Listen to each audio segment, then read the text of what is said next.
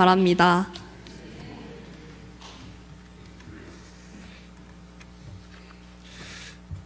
말씀 나누기 전에 잠깐 기도하고 함께 말씀 나누도록 하겠습니다.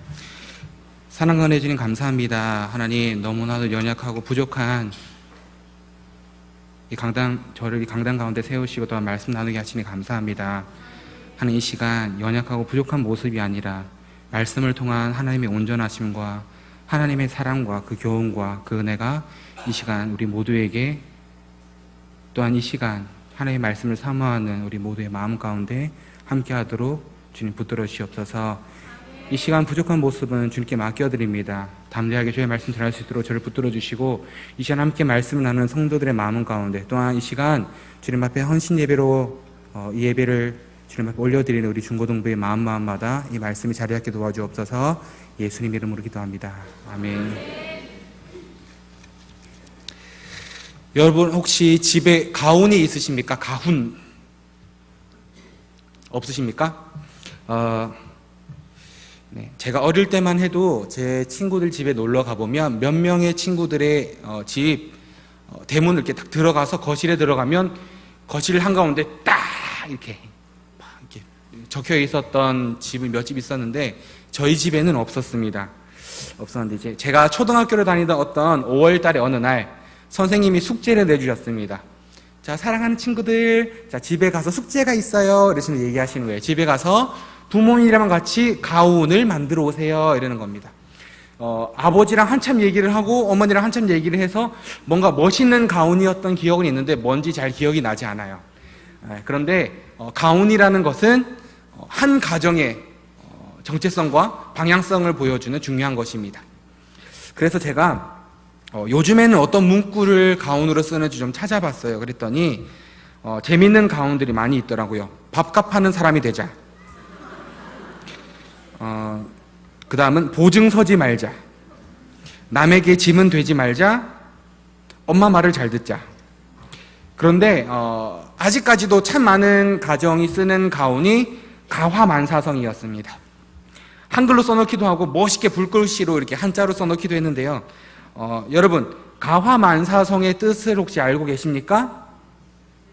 네, 알고 계시지만 얘기하지 않으시는 거죠. 네, 그래서 제가 정의를 적어왔습니다. 집안이 화목하면 모든 일이 잘 이루어진다라는 의미의 한자 성어입니다. 근데 오늘 제목이 뭐죠? 가하만사성입니다. 주보 잘못하신 거 아니야? 아닙니다. 제가 의도적으로 가하라고 적었습니다. 우리 가정 가운데 하나님 안에서, 우리 가정이 하나님 안에서 바로 서 있기를 기대하는 마음으로 하나님 할 때 그 하자를 넣어서 가하만사성이라고 제목을 지어봤습니다. 하나님께서 이 세상 가운데 허락하신 두 개 공동체가 있습니다. 하나는 교회, 지금 우리가 모여있는 예배를 드리는 공동체인 이 교회고요. 또 다른 하나는 가정입니다. 많은 사람들이 오해하시는 것이 교회 하나만 하나님이 허락하시고 하나님 축복하시는 공동체라는 생각을 하시는 분들이 있는데, 또 다른 하나의 공동체, 가정이 있습니다. 교회만큼이나 중요하고 교회만큼이나 소중한 공동체인데요. 하나님은 우리를 사랑하시되 끝까지 사랑하셨습니다. 근데 우리의 가정을 한번 볼까요? 우리 부모님들을 한번 생각해 봅시다. 우리가 자라면서 속을 썩이거나 말썽을 피우면, 또 말을 안 들으면 부모님이 자주 하시던 얘기가 있습니다. 네, 저는 경상도 남자이기 때문에 제 버전으로 준비해 왔습니다. 근데 이딴 식으로 살면 막 호적 파푼다. 네, 끊임없이 많이 들어보셨죠? 네, 호적 파인다는 얘기. 진짜 호적 파이면 나 이제 고아되는 거야? 이런 생각. 그런데 호적 파이신 분 손 한번 번쩍 들어봅시다. 안 파였습니다. 네. 결국 못난 자녀였던 우리를 성장하기까지 끝까지 참으시고 키워주신 게, 용납하신 게 또 부모님 아니겠습니까? 집안 형편은 어려워져도 자식들 입에는 좋은 것들, 맛있는 것들만 먹이려고 하시고, 정작 자기는 용인시장 5일장에 열리는 싸구려 옷을 입으면서도 자식들은 기죽을까봐 좋은 메이크 옷 입혀주고 비싼 옷 입혀주고 싶은 마음이 그런 부모의 마음 아니겠습니까? 또한 그 마음이 우리를 향한 긍휼을 가지신 하나님의 그 마음이 아니겠습니까? 우리는 그렇게 성장했습니다. 누군가의 헌신과 기도로, 또한 누군가의 사랑과 신뢰로 우리는 지금 이렇게 성장하게 되었습니다. 그런데 이 시대를 살고 있는 우리 자녀들은 어떨까요? 우리가 깨달은 이 한없는 사랑과 은혜들을 어떻게 이 친구들에게, 우리의 다음 세대에게, 자녀들에게 전달해줘야 할까요? 옛말에 개천에서 용난다는 말이 있습니다. 아무리 어렵고 힘든 상황이라 해도 어쩌면 그 어려운 상황 때문에 그 상황들을 극복한 사람이 더욱더 성공하고 큰 사람이 된다는 뜻입니다. 근데 여러분, 이 시대를 살고 있는 우리 청소년들, 우리 자녀들, 우리 다음 세대들, 속칭 금수저, 은수저, 흙수저라는 레벨로 나누어집니다. 어떤 한 사람이 그 단어 하나로 그 배경이 결정되고요. 아직 살지도 않은, 아직 앞날이 창창한 그 친구들에게 이미 미래를 만들어버리기도 합니다. 이 악물고 열심히 노력만 하면 뭔가 내가 내 밥값을 할 수 있었던 예전과는 달리 이제는 열심히 노력만 한다고 뭔가 성공할 수 있는 시대는 아닌 것 같습니다. 물론 우리의 삶도 평탄하진 않았을 것입니다. 하지만 이제 우리는 더 이상 우리 앞에 가고 계셨던 믿음의 선배들 뒷공무니만 바라보는 것이 아니라 이제는 우리의 뒤통수를 보고 따라오고 있는 다음 세대 또한 우리의 자녀들을 향해서 우리가 가진 신앙을 어떻게 전수해야 될 것인지, 어떻게 전달해야 될 것인지를 좀 고민해봤으면 좋겠습니다. 첫 번째로 우리는 신앙에 대한 진지한 자세를 가져야 합니다. 오늘 본문은 솔로몬이 다음 세대를 향해 권면하는 내용입니다. 솔로몬은 본격적인 교육에 들어가기 앞서서 아비의 훈계를 들으며 명철을 얻기에 주의하라는 말씀으로 우리가 어떤 자세를 가져야 하는지에 대해서 얘기해주고 있습니다. 오늘 본문 1절 말씀은 함께 읽어보도록 하겠습니다. 시작. 아들들아, 아비의 훈계를 들으며 명철을 얻기에 주의하라. 아멘. 방금 읽은 1절의 말씀에는 두 개의 동사가 나옵니다. 하나, 들으라, 또 다른 하나는 주의하라라는 동사입니다. 표면적으로 들었을 때 들으라, 주의하라는 딴짓하지 말고 좀 제대로 들어라는 의미로 받아들일 수도 있겠지만 제가 좀 원어를 좀 봤더니 들으라는 단어는 귀로 집중해서 듣고 마음으로 공감하고 순종하며 또한 적극적으로 행동을 하는 것까지를 말합니다. 또 주의하라는 의미는 귀를 곤두세워서 경청하고 주시하라는 의미를 가지고 있습니다. 이 두 개의 동사만 봐도 솔로몬이 자녀들, 자기의 다음 세대를 향한 교육을 하기 전에 어떤 마음가짐으로 교육을 하고 있는지 잘 알 수 있습니다. 가정은 이 세상의 그 어느 교육기관보다도 제일 먼저 우리의 자녀들에게, 우리 다음 세대에게 가르침을 주는 곳입니다. 우리 애들이 태어나서 아기 때 막 이렇게 걸어 다닐 때는 언제 크나 싶은데 어느샌가 이 아이들이 말을 하기 시작하면 누구의 말을 따라 할까요? 들어보지도 못한 담임 목사님 설교를 따라 할까요? 우리의 말을 그대로 따라합니다.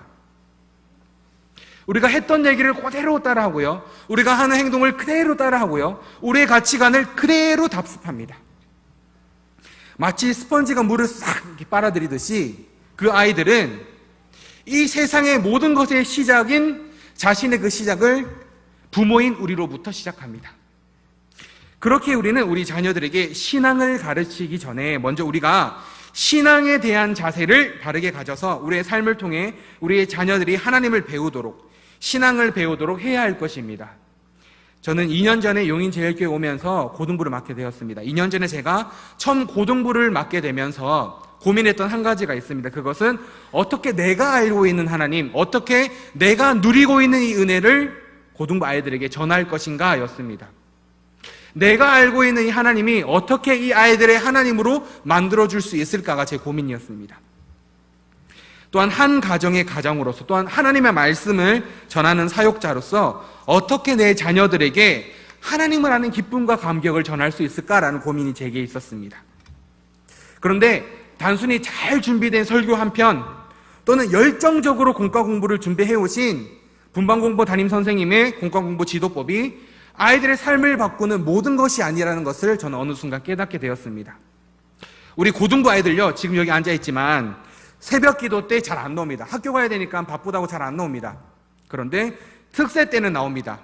나왔는데 만약에 제가 안 보인다, 바로 저한테 메신저를 하거나 전화가 옵니다. 강도사님 어디세요? 저 왔는데 어디세요? 맨날 안 나오다가 특세 때 한 번 나와서 전화합니다. 어디세요? 왜 안 보이세요? 나 방송실이야. 그러면 굳이 방송실 저기 앞을 지나가면서 유리창으로 있나 없나 확인하고 지나갑니다. 보고 있다 그러면은 인사 한번 해주고 가고 이렇게. 우리의 자녀들은 더 이상 좋은 이야기, 부모인 우리가 젊었을 때 있었던 그런 간증들, 그런 이야기들로 더 이상 우리 아이들은 변하지 않습니다.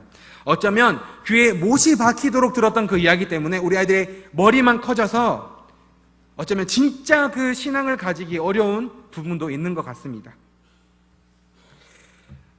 우리 아이들은요, 우리가 그런 삶을 실제로 살아내는 것을 보고 싶어 합니다. 주일에 학원에서 보충해야 된다고 부모님께 연락이 오면 우리 아이에게 있어서 공부보다 하나님이 더 소중합니다. 신앙이 더 소중합니다. 우리 아이 학원 보내지 않겠습니다. 교회 가야 되니까요. 얘기하시는 어머니의 그 한마디가, 회사에서 스트레스 받아서 너무 울고 싶은 그 마음, 너무나 화가 나 보이는 그 아버지가 그 마음을 붙들고 새벽 기도 나가는 그 발걸음 한 걸음에 우리 아이들은 변하게 된다는 것입니다. 저는 멋진 설교, 화려한 어떤 멘트로 아이들의 감정을 좌지우지하는 그런 사역자보다도 저는 부족하고 연약하지만 실제로 하나님의 말씀을 내 삶 가운데 적용해서 힘들지만 살아내려고 노력하는 그런 모습을 보여주는 사역자가 되고 싶습니다.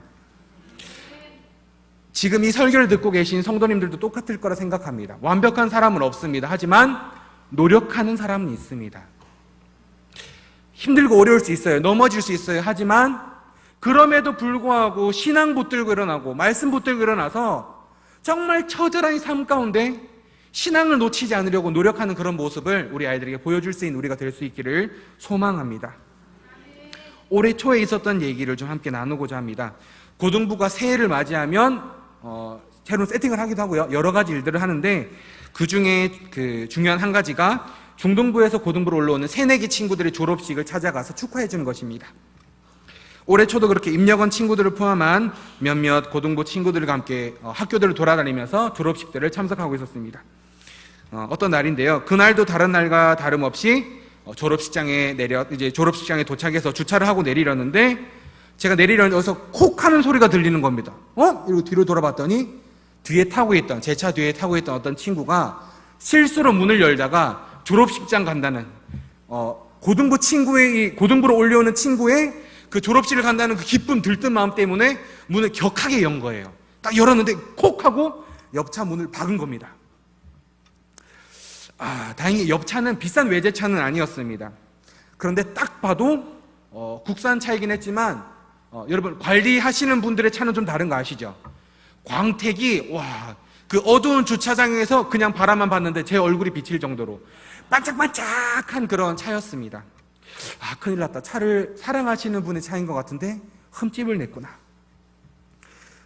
그리고 또 마음속으로 잠깐 기도했습니다. 하나님, 딱 봤을 때 아무런 흔적 안 남게 해주세요. 그리고 딱 봤는데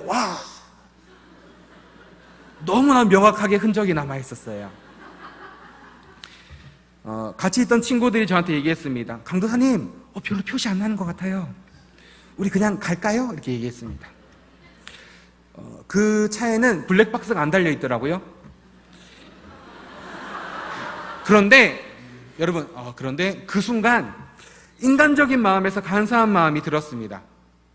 앞 유리창을 살짝 봤더니 블랙박스도 없고, 아이들이 별로 표시 안 난다고 얘기를 했었고, 또 제 그 간사한 마음에 주인이 와가지고 이렇게 쓱쓱 닦으면 없어질 수도 있는데 그냥 가서 그냥 열심히 기도하고 가버릴까 이 생각도 들었습니다.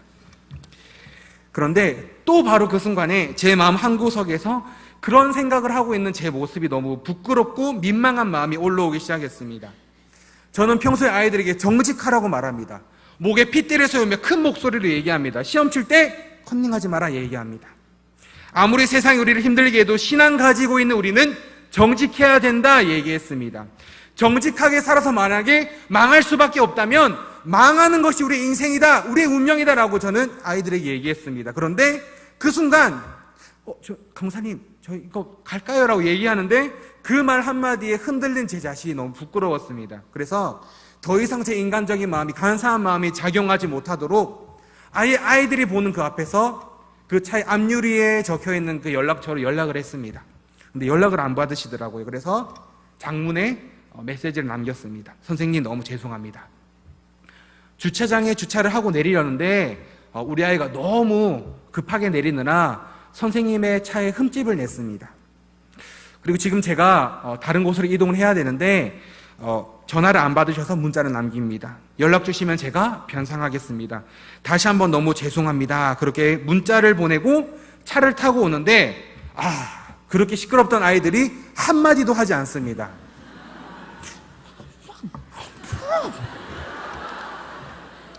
제가 딱 봤더니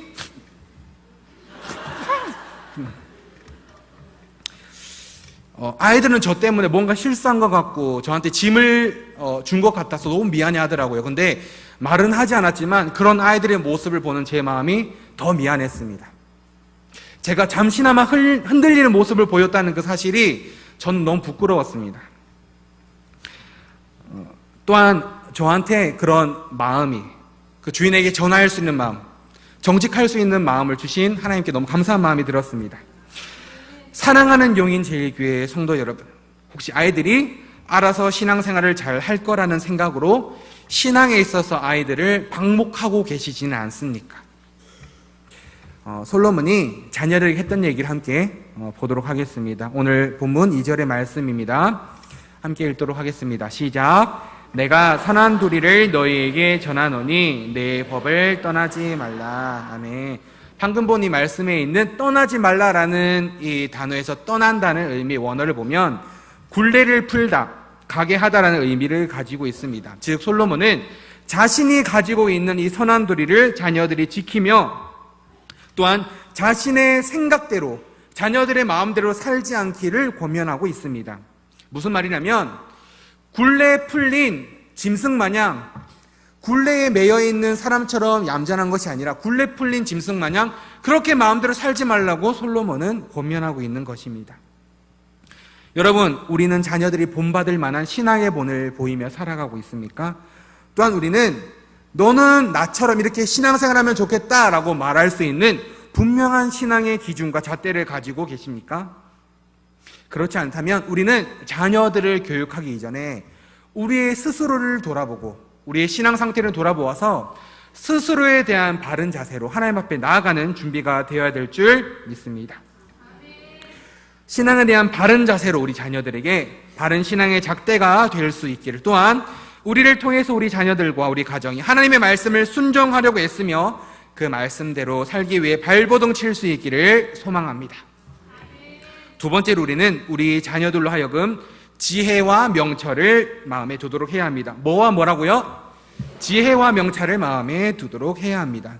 솔로몬은 3절에서 자신도 자신의 아버지의 아들이었으며 어머니에게는 유약한, 연약한 외아들이었다고 말하고 있습니다. 우리는 누군가의 자녀입니다. 이 세상에 태어났다면 누군가의 자녀로 태어난 것이지 무슨 손오공처럼 박혁거세처럼 톡 하고 태어난 사람 아무도 없습니다. 솔로몬은 자신의 아버지로부터 받은 교육들, 들은 내용들을 지금 자신의 자녀들에게도 전하고 있습니다. 당시 솔로몬은 지혜로울 뿐 아니라 강한 왕으로 이스라엘뿐 아니라 주변의 많은 나라들에게도 큰 영향력을 끼치고 있었습니다. 얼마나 나라가 부강했던지 강대국이었던 애굽이 자신의 나라의 공주를 솔로몬의 아내로 주어서 화친을 맺으려고 할 정도로 그렇게 부강한 나라의 왕이었습니다. 그런데 오늘 본문에서 솔로몬이 자녀들에게 하고 있는 이야기를 보면 조금 재미있는 사실이 있습니다. 뭐냐면 자신이 왕으로서 말하고 싶은 얘기, 이렇게 하면 다른 사람을 휘어잡을 수 있다. 회의를 할 때 궁정에서 위험하게 살아라라고 말하고 있지 않습니다. 그는 다윗이 그에게 말해준, 그의 아버지인 다윗이 그에게 말해준 그대로 자녀들에게 말해주고 있습니다. 하나님의 마음에 합한 자였던 다윗이 솔로몬에게 무엇을 강조하며 권면했을까요? 저는 그것을 하나님과의 관계와 신앙이라고 생각합니다. 솔로몬은 비록 한 왕국의 왕으로서 큰 업적을 남긴 사람이었지만 그의 인생을 통틀어서 그의 아버지였던 다윗이 자신에게 당부했던 그 내용들이 자신이 누리고 있는 많은 것들보다 더욱 중요하고 소중하다고 생각했기에 자신의 자녀들에게도 똑같이 전해주고 있는 것입니다. 함께 본문의 4절에서 7절을 읽어보도록 하겠습니다. 시작. 아버지가 내게 가르쳐 이르기를 내 명령을 지키라. 그리하면 살리라. 지혜를 얻으며 명철을 얻으라. 내 입의 말을 잊지 말며 어기지 말라. 지혜를 버리지 말라. 그가 너를 보호하리라. 그를 사랑하라. 그가 너를 지키리라. 지혜가 제일이니 지혜를 얻으라. 내가 얻은 모든 것을 가지고 명철을 얻을지니라. 아멘. 솔로몬의 아버지였던 다윗은 아들 솔로몬에게 그러니까 자기 스스로의 말과 명령을 마음에 두고 명령을 지킬 때에야 진정 살 수 있다고 말하고 있습니다. 그리고 지혜와 명철을 얻으라고 거듭 명령하고 있습니다. 그것을 버리지 말고 그것을 사랑하며 그것을 제일로 생각해서 그것을 얻고 모든 것을 주고서라도 그것을 얻으라고 말하고 있습니다. 다윗은 이스라엘 역사에서도 둘도 없는 위대한 리더이자 왕으로 인정받는 인물입니다. 다윗은 그의 인생 가운데 강하고 담대한 삶을 살았으며 많은 업적들을 남겼으며 아들 솔로몬을 통해서 이루어질 일들까지 준비하는 그의 사명을 온전히 이루어낸 사람이었습니다. 그의 아들인 솔로몬은 어떻습니까? 찌질했나요? 그렇지 않습니다. 다윗의 뒤를 이어 이스라엘의 왕이 된 솔로몬 역시 많은 놀라운 일들과 위대한 업적을 세운 왕입니다. 그런데 솔로몬이 이렇게 할 수 있었던 이유는 다윗이 강조했던 지혜와 명철이 있었기 때문입니다. 이 지혜와 명철이 없었더라면, 또한 그 지혜와 명철을 추구하지 않았더라면 솔로몬은 이런 업적을 남길 수 없었을 것입니다. 오늘 본문 5절에 나오는 얻는다는 단어는 완전히 자신의 것으로 만든다는 것을 의미합니다.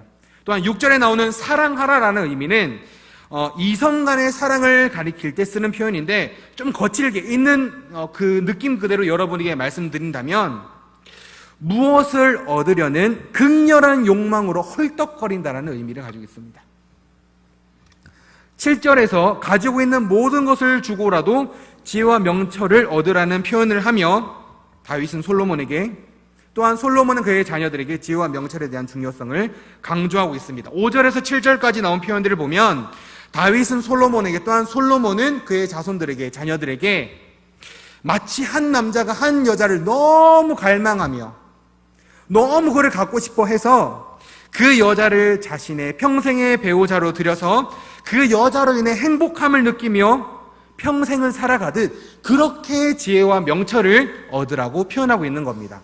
단순히 얻었다가 놨다가 하는 것이 아니라 평생 이것을 마음속에 품고 갈망하며 헐떡거리듯이 그것을 얻으라고 말하고 있는 것입니다. 여러분, 우리 자녀들은 많은 정보의 바다 한가운데서 살고 있습니다. 제가 어릴 때만 해도 궁금한 것이 있으면 백과사전, 여러분 백과사전 다 아시죠? 요즘 아이들 집에는 백과사전이 없습니다. 왜냐하면 인터넷에 들어가면 다 있거든요. 궁금한 것을 더 이상 부모님에게 물어보지 않습니다. 자신이 찾아봅니다. 손가락 몇 번만 움직이면 궁금한 것을 모두 해결할 수 있게 더 이상 다른 사람에게 손을 벌리지 않습니다. 돈만 있으면 자신이 원하는 것은 언제라도 손에 넣을 수 있는 시대를 살고 있습니다. 지금 이 시대를 살고 있는 아이들은요, 우리보다 더욱더 많은 지식과 많은 정보를 가지고 있습니다.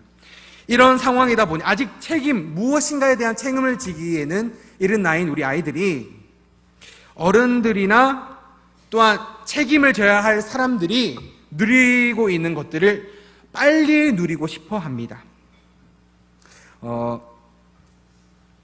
요즘 우리 아이들은요, 어른들이나 친구들한테 연애 코치를 받지 않습니다. 인터넷에 물어보고요, 인터넷에서 나온 글들을 보며 자신이 연애의 기준으로 삼습니다. 참고로 말씀드리자면 저는 우리 고등부 아이들이 서로 이성교제 하는 것을 막지는 않습니다. 하지만 누군가의 조언이나 도움 없이 둘만 몰래 하는 이성교제는 절대 못하게 합니다. 더불어 지금 이 고등학생 시기에 누릴 수 있는 것들을 놓치면서 이성교제를 하지 말기를 저는 권면합니다. 그런데 우리 아이들 제 이야기를 들을까요, 안 들을까요? 그쵸. 들을까요, 안 들을까요? 혹시 평소에 지지리도 공부를 안 하던 우리 자녀가 어느 날부터 문제집을 산다고, 책을 산다고 자주 돈을 받아갑니까? 100%입니다. 밤 늦게까지 눈이 시뻘개질 때까지 막 TV 보고 컴퓨터 하고 그러던 애가 달이 너무 밝은 이 초저녁에 너 피곤하다고 방으로 들어가서 방문을 닫고 빨리 일찍 들어가서 자려는 횟수가 늘어갑니까? 여자친구랑 통화하려고 들어가는 겁니다.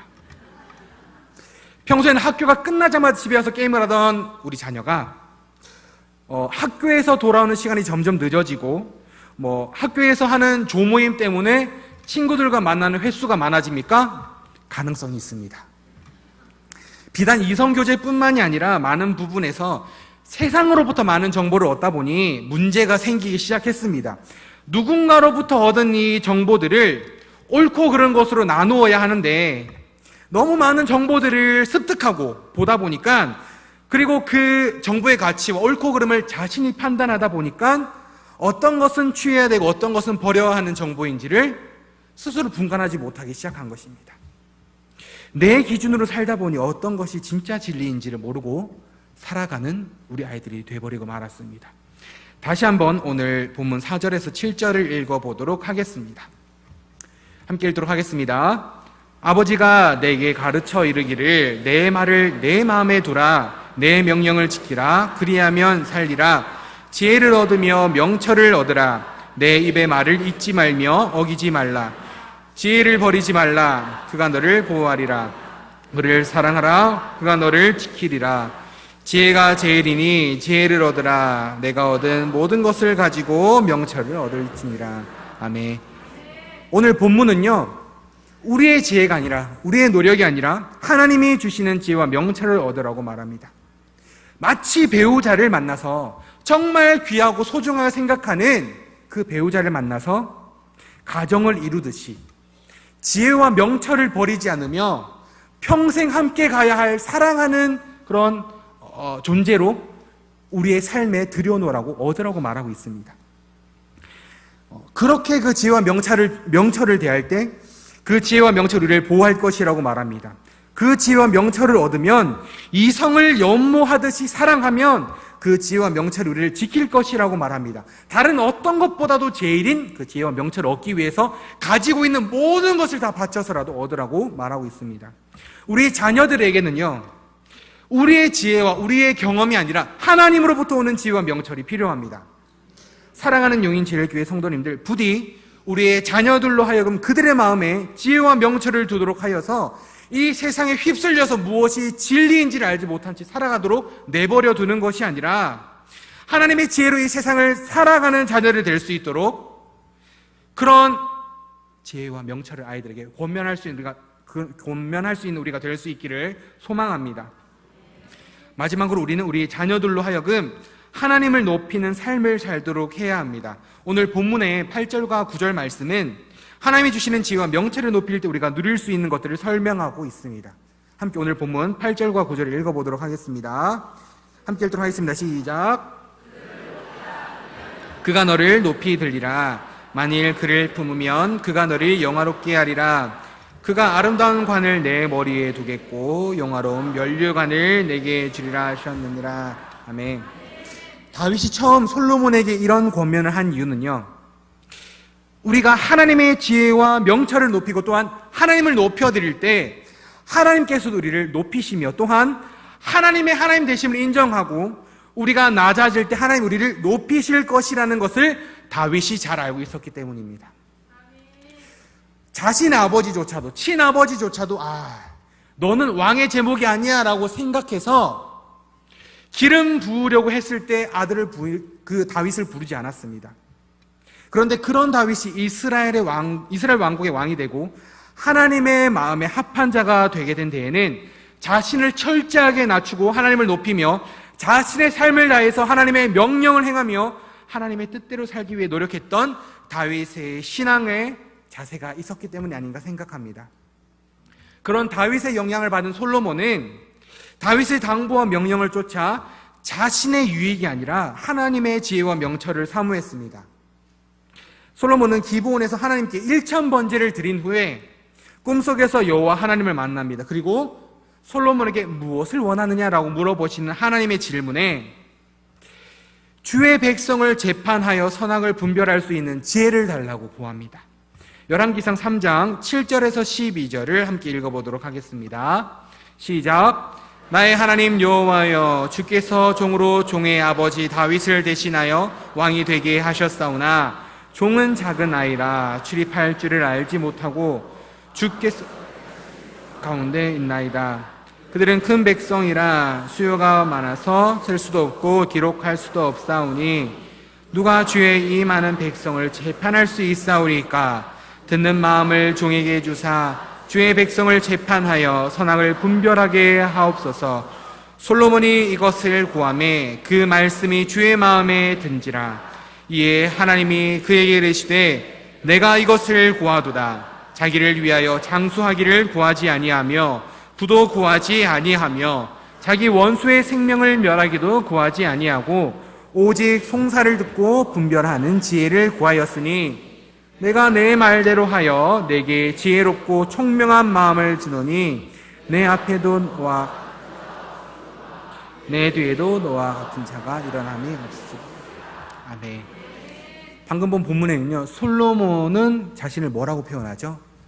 작은 아이라고 말합니다. 한 왕국의 왕인 그 솔로몬이 하나님 앞에 작은 아이를 자신이 작은 아이라고 표현합니다. 또한 자신이 거느리고 있는 백성들을 자신의 것으로 표현하지 않습니다. 주의 백성이라고 표현합니다.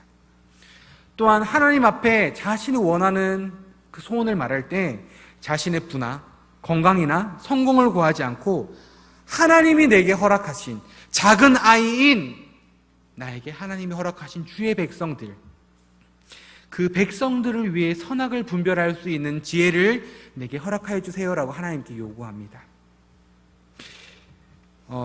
지혜를 얻은 이 솔로몬은 신앙을 가진 사람이든 가지지 않든 많은 역사에 걸쳐서 지금도 지혜로운 왕으로, 지혜의 대명사로 불리고 있습니다. 본문에서 나와 있는 이 품는다는 단어의 원어적인 의미는 자녀나 연인을 애정을 가지고 이렇게 꼭 안아주는 그런 것들을 의미합니다. 솔로몬은 다윗의 가르침을 따라 하나님의 지혜와 명철을 사모하며 연인을 끌어안듯이, 정말 사랑하는 그 가족과 자녀나 아니면 내 배우자를 끌어안듯이 그 지혜와 명철을 그의 평생에 높이며 살았습니다. 그럴 때 하나님은 솔로몬을 지혜의 대표적인 사람으로 만들어 주셨습니다. 사랑하는 용인제일교회 성도님들, 여러분은 자녀들을 얼마나 사랑하고 계십니까? 아마 우리가 가지고 있는 것을 다 줘도 더 주고 싶고, 우리가 할 수 있는 모든 것을 다해서 아이들을 키워냈음에도 불구하고 더 좋은 곳으로 줄 거라는 그런 안타까움을 낳는 것이 우리 부모 아니겠습니까? 그런데 우리 자녀들 이런 마음을 알아주던가요? 모릅니다. 항상 안타까운 것, 서운한 것만 얘기하죠. 게다가 갈수록 이 세상을 살기 힘들어져 가고 우리 자녀들은, 우리 다음 세대들은 점점 더 신앙을 지키기 힘든 이 세대 가운데 부모의 신앙을 닮아가는 것이 아니라 떠나 살려고 합니다. 이런 상황과 우리는 어떤 선택을 해야 할까요? 하나님은 준비된 사람을 쓰시니까 일단 우리 자녀들로 하여금 열심히 공부하고 열심히 스펙 쌓도록 한 다음에 신앙만 더해주면 되겠다라는 착각을 혹시 하고 계시진 않습니까? 아직 우리 아이들 한참 어리니까 조금 크면 신앙교육을 해야겠다 생각하고 계시지 않습니까? 아니면 오히려 완전히 그 반대로 우리 아이들은 다 커버렸으니까, 결혼했으니까, 우리 아이들에게도 자녀가 있으니까 알아서 하겠지라고 내버려 두고 있지는 않으십니까?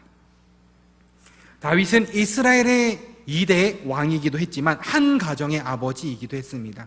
그렇게 다윗은 솔로몬에게 무엇보다도 하나님의 지혜와 명철을 구하고 얻고 사랑하고 높이라고 강조하고 있습니다. 그런 다윗의 가르침에 순종했던 솔로몬은 자신의 자녀들에게 아버지인 다윗이 얘기했던 그대로 그들을 권면합니다.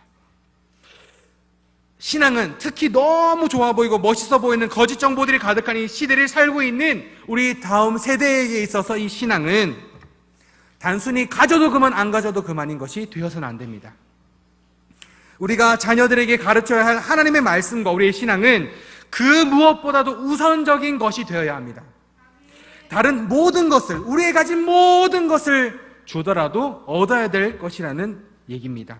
말씀을 마무리하려 합니다. 하나님은 우리 각 사람의 가정들을 통해서 하나님의 사랑과 하나님의 은혜가 흘러가기를 원하십니다. 또한 가정을 통해서 세워진 그 신앙과 믿음이 우리 교회 안에서 더욱더 굳건해져 나가기를 원하십니다. 집안이 화목하면 모든 일이 순조롭다라는 의미를 가진 가화만사성이라는 한자 성어처럼 우리 집안이, 우리 각 사람의 집안과 가정이, 우리의 자녀들이 하나님으로 인해 형통하게 되는 가하만사성이 우리 각 사람에게, 또한 우리 각 가정들에게 이루어지기를 소망합니다. 우리가 사랑하는 우리 다음 세대에게, 우리 자녀들에게 바른 믿음과 신앙을 전수하고 이 세상 가운데 믿음으로 승리하는 가정을 만들려면 하나님의 지혜와 명철이 꼭 필요합니다. 부디 바라기는 하나님의 지혜와 명철이 우리 각 사람에게, 또한 우리 가정에, 또한 우리 다음 세대들에게 가득하기를 간절히 소망합니다. 이 시간 함께